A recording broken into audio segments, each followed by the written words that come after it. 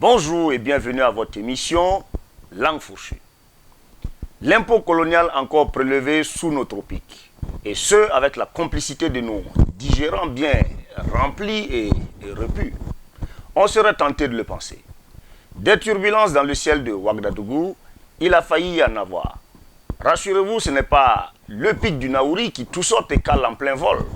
Quoique, je touche du bois.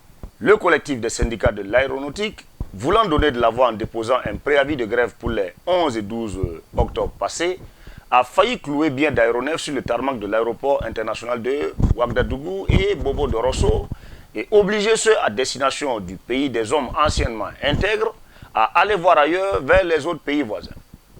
Cette perturbation des vols internationaux aurait certainement coûté la quinine à pas mal de compagnies de transport aérien, dont celle nationale qui sort à peine de turbulences et qui cherche encore ses marques. Le Moutaland, anciennement connu et reconnu pour ses hommes travailleurs, est devenu le champion toutes catégories confondues des grèves, débrayages et autres mouvements d'humeur.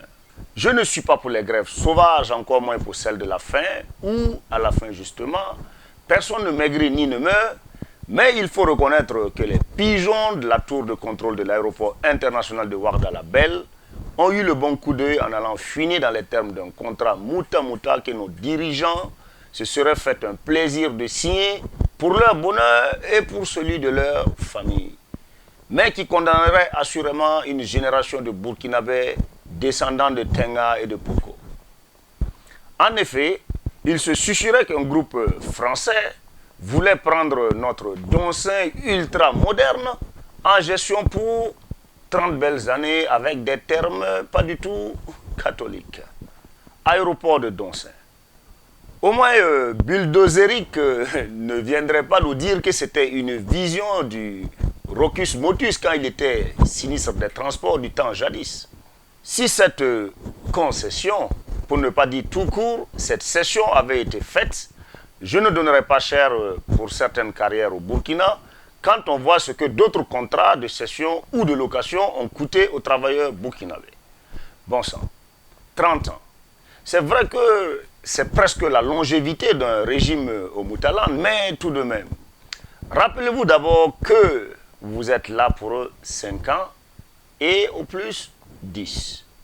Rappelez-vous et espérez qu'un fils du pays pourrait avoir la technicité et la surface financière nécessaires pour reprendre une concession.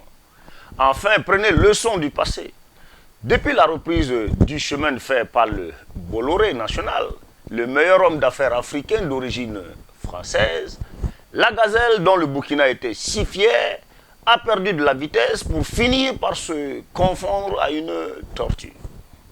Air Afrique, fleuron du transport aérien africain, a vu ses ailes brisées quand un cousin gaulois en a repris la direction. Et des exemples comme cela, nous pouvons en citer toute la journée.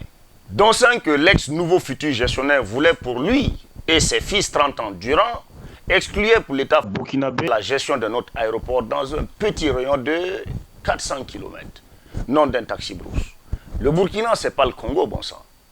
Christophe Jésus-Marie-Joseph, en attendant d'aller siroter tranquillos Sabrakina, cette bonne bière burkinabé d'origine française, a promis au collectif qu'il a reçu le 8 octobre passé de revoir le contrat.